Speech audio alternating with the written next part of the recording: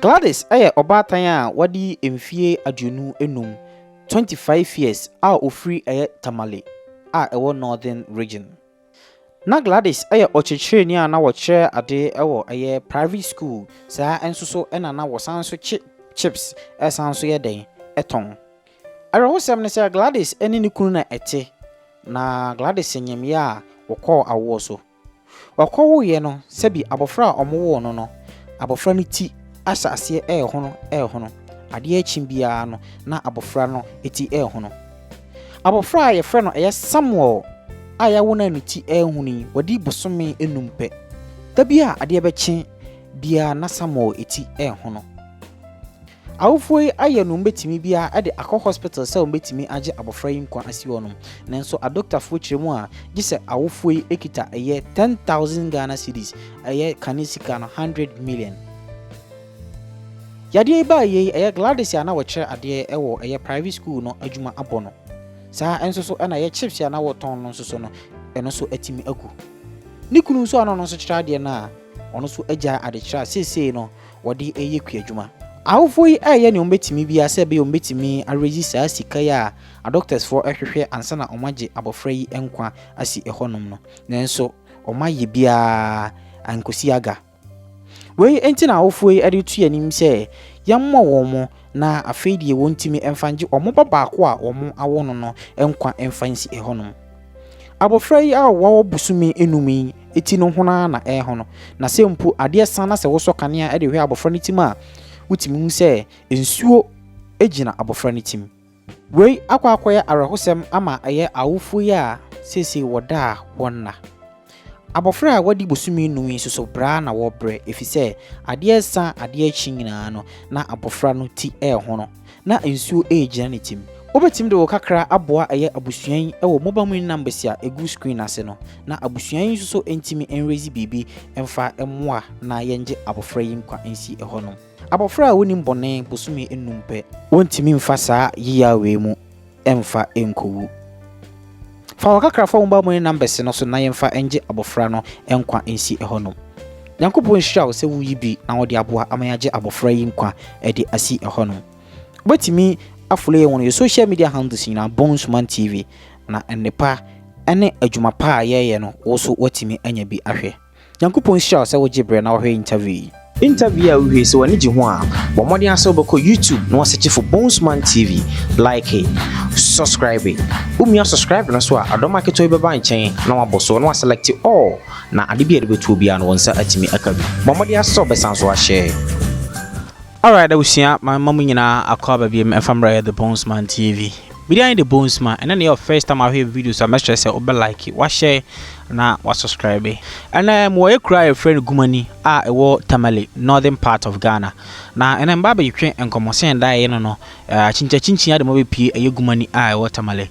Me na ma bi wo ha no ma me na ba twetwe enkomo. We na me second time me hu situation bi sei. Na me ma me na ro ho sembe dan ye na yenso so se na yakwa akoye abusunya sebi ye ho asi o se ye boa amanfo no yehwe ne ha on ne okumu no na ye se ye de ba na ye nyina su yetimi den eche oh it's saying Pacho ye brother Pacho me din yin Gladys yin Gladys yes but what you saying Pacho 25 years oba Pacho ai o my saying we na ye me first born oba ni Pacho ai o ba na bema o yo bema your friend is saying your friend Yimbo Samuel Pacho ai I don't know. Pacho almost in so when it Pacho ai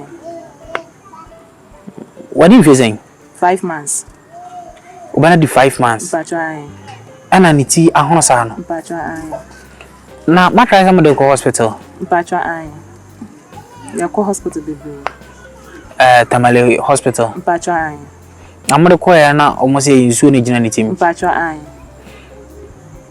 na na doctors for ka omu ya bibi anza na omaya na dey almost say yenkocha scan na yekocha scan to echiro almost say nsuo no to say omu ye surgery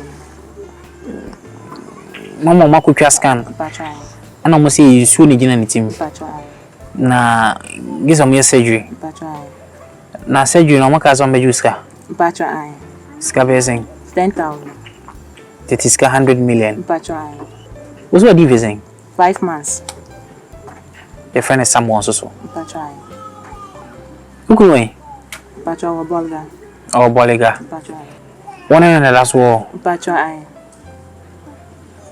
Si moba madikan awo na ni. Mpacho Wa we dey adwuma. Me a private teacher. Na business no so na me. Nanso esan se akola no efunu na me won nyina brenkwa na mabre. Nzuska nyina kwahye. Nti wo akra no. Wo da so ye adwuma no. Mpacho debi. Esan se ma shiska nyina. Wo hye wan? E wa akola no ho. Wa spendi wo sika nyina wa akra no. Wow. Hala busia mene mini aba Gladys ana ahwetwe enkomo yi. Sabi oni ni kunu nete wonom na omokowo no na anyi semba mu ana omo okowo ye ne sabi akra ne ti no sei na aba na wohwe akra ne ti a ne kase na se ne esi hu no eye mi hu kakra yesi ye nsuo na egina mu akra ne friend Samuel Samuel na minim 5 months penny o ni ti ne tene asia hono no this is so scary nti adwuma no ma mbisa Madam Gladys wo da so ye wa adwuma no Mpacho debi unye bim wo kira de no private teaching wo da so Mpacho debi no so san jai Mpacho nti se de adwuma na wo ye de hwe obai Mpacho me adwuma bia nanso ska kakra bia manya na me wo no ontimi num nofo nti gise me express man nti de bia me miam ho saa na made amano nti kakra me nyeske kakra me de beye adwana me ni mekunu bedi gise fato adwane ne ade aka ho esan se nufo no ntimi ye no hwe nti me yesa na made atola chuji kakra na made aka no ti okakra wona na ode ahwe akra na bisin ne Mpacho na ukunu ndi o ye adwuma kakra ono so na oyi teacher o ye private teacher na ejire nso nyina ma how na atete bem to ka say ontimi ye adwuma no bi nti obeka ne papa ho na mo ye farm nti ezo ye farm so Mpacho abusia menim se ne mehu no sa na uhu a akra ne ti no 5 months yo wadi 5 months na se ne ti ne si ahono na ehono ko no we dia mesremo madaroma 10,000 yes kakase ska eso 10,000 ye obidwetri na we dia mesremo me dia de hwede atumanim moma ye nyina ye mo a ye minua bai ene minua ba Gladys ene Samuel na enye easy na akra ni timida Mpacho ane na eya kakra na oyare ne hu fa no de bia e koda hospital say ya this is so serious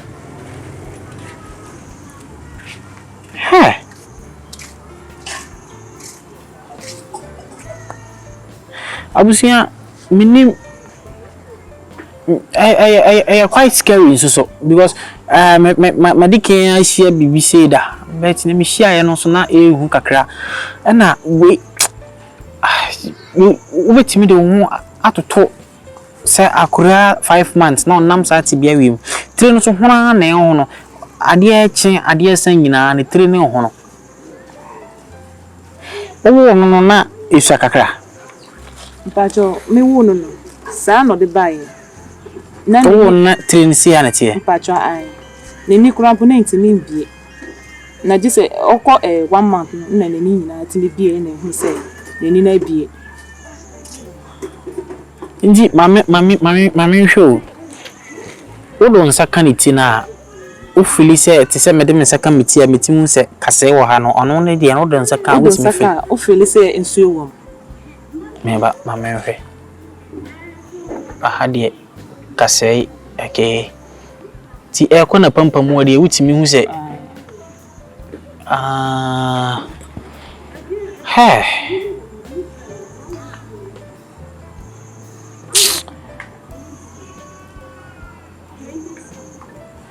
Madam, mo beto mo ate. Mpacho yo. Kese dey adwuma na wa angasa wonya so anka pese oye. Minya mi business ne bi ma na ka me Na edi business ah. Chips business meat pie ne bo float for. Na me ye no nkofo betu. You know chips, bo float na meat pie. Wako school kakra? Mpacho e madu SS. USS. Mpacho. Okay. Me chips ni we no how you home conscience so on. Mpacho. You home economic students. Wow. Ya me ho adwiri me senso afem kakra esande akra oda me hayi 5 months onuru half of a year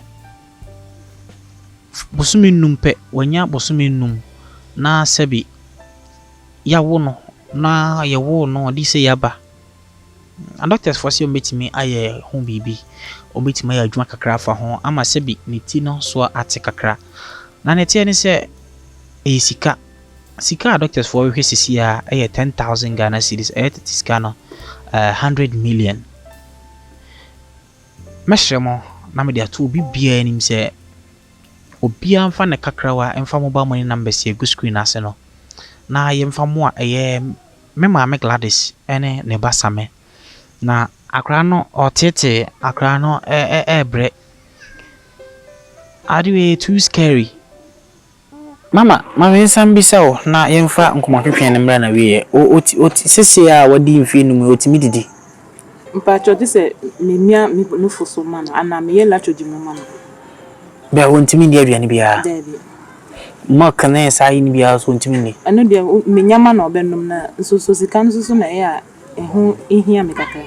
Nti sese obi ma na aduane agese sebi wa o memia wonofo a ma nsuru ba ansa na wasan de ama. Mpacho ai. What no phone is na num dia wontimi no. Debi.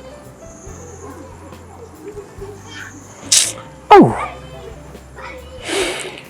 Ah, God. Me si afem, me ra ho, na me se so afem. Na me be why? Mpacho yo.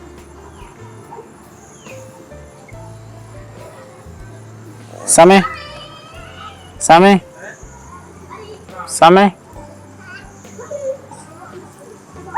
Hey, at the same. Same. Wow. Because nanino kura no susi ya na ohwa ne hanom no so asa pija. Mpacho amusi nsuo na ye woni ni tinenti na ema nani na yasa. Just mu yi nsuo na asa na nani be tima ye bright na the fish no enye correct. Nani se den ho ade? Enshada nyesa. Okay. Wow.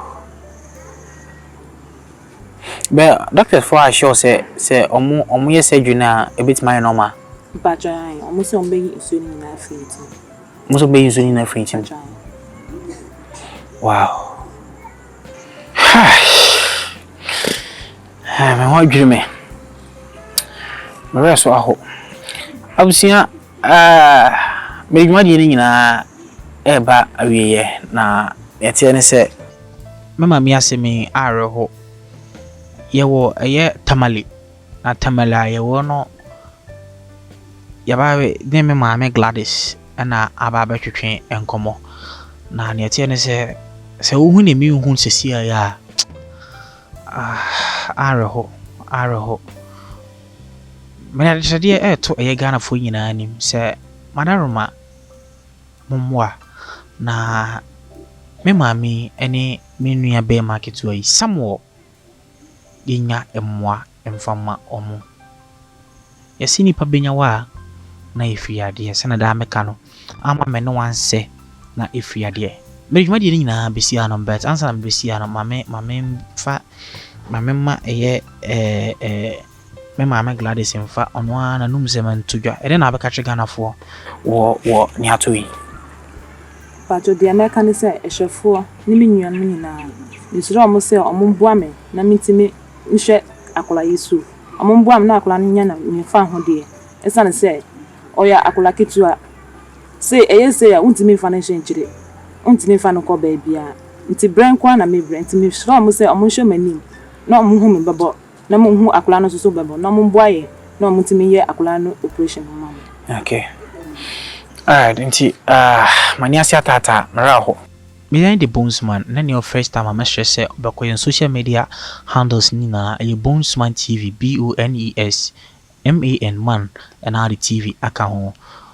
Nyankopon hira say wo jebre na wo hwe yen. Bridwuma de ni nyina AC ahanom. Wetimi aboa with the mobile money numbers ya e screen na se no. Na yemfa mo a eye mema me Gladys and ne basamo. Nyankopon hira say wo jebre na hwe sa interview. Makramo nyina. Bye bye.